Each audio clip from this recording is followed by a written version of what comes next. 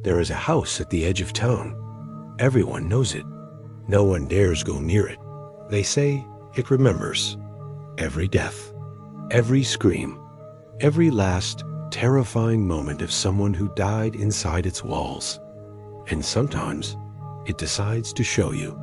I didn't believe the stories. To me, they were just old legends, whispered by superstitious folks to scare their children. I was a writer, you see, and I was desperate for inspiration. The abandoned house, standing skeletal against the horizon, seemed perfect. When I finally stood before it, I realized the stories hadn't done it justice. It was worse than I had imagined. Its windows were dark, like hollow, vacant eyes. The paint peeled away from the wood like dead skin, flaking onto the overgrown yard below. The heavy front door hung slightly off its hinges, a silent, gaping invitation into the darkness.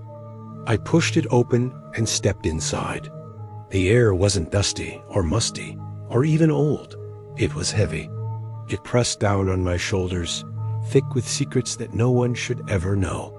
The living room was stripped bare, a hollow shell of what it once was. A massive fireplace, cold and black with soot, dominated one wall like a hungry mouth. Each step I took sent a mournful creak, echoing through the silence from the floorboards beneath my feet.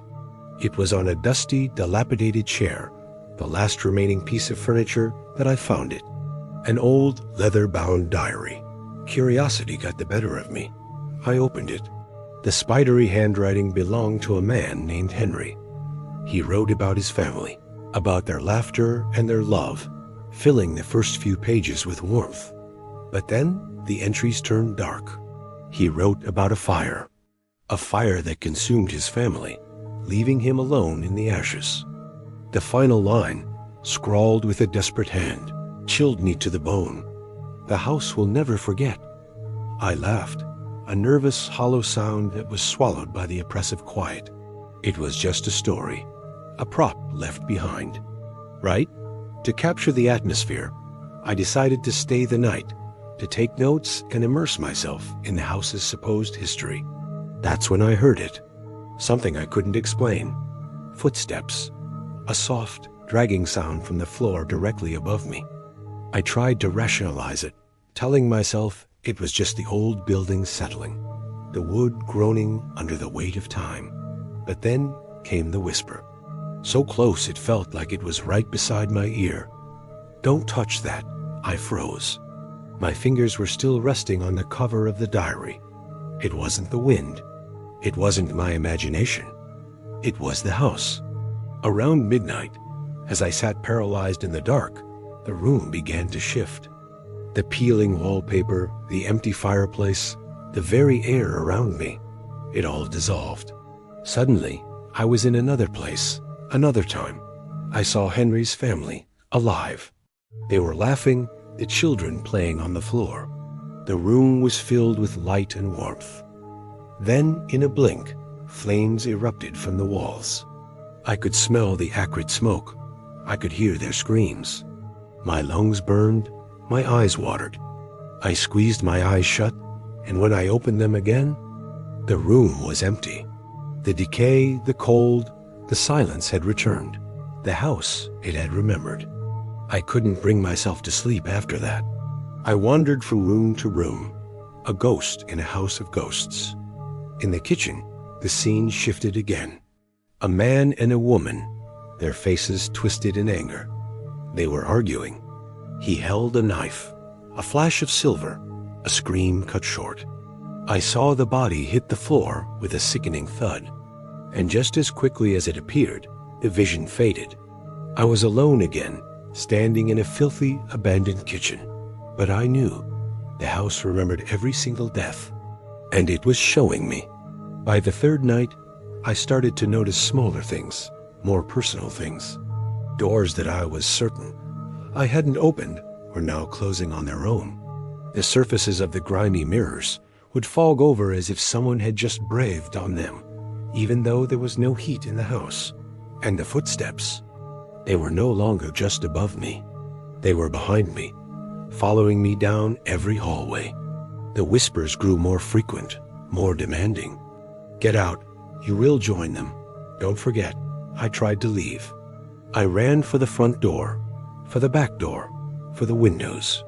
But every exit I tried only led me back to another room inside. The house.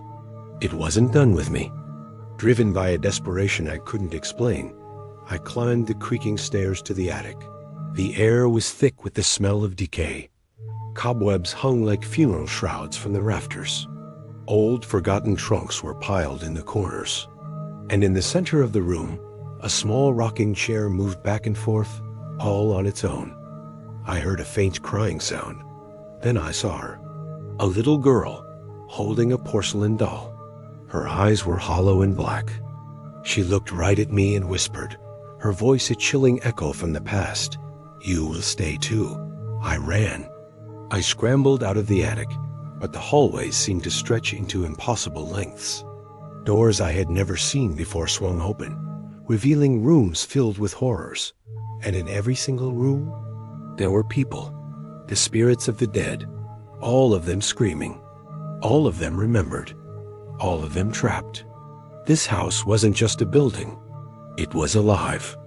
A sentient thing that recorded every death, every scream, every ounce of fear that had ever been shed within its walls. It had been testing me, showing me its collection of visions. And now, it wanted me to join them. That night, the whispers became a roar. Remember them. Remember me. Join them. The walls themselves seemed to bleed shadows. The floors shook violently beneath my feet. Every door in the house slammed shut in a deafening chorus. It was then that I realized the most terrifying truth of all. The house could touch the living. It could hold you. It wanted my memory, my fear, my very soul. On what I knew would be my final night, I made one last, desperate attempt to escape. I threw myself at the front door, and it finally swung open. But it didn't lead outside. It led down into the pitch-black basement.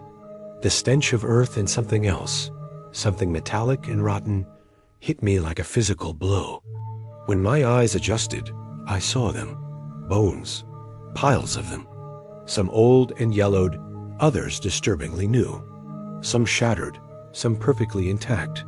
This was the house's ledger. Every death it had ever remembered. I stumbled backward, my heart hammering against my ribs. The bones seemed to stir, to crawl towards me. The walls whispered my name, over and over. Remember, remember, remember. And in that moment, I finally understood. If you enter this house, it will remember you. It will record your every thought, your every fear, and your inevitable death. And one day, it will add you to its collection.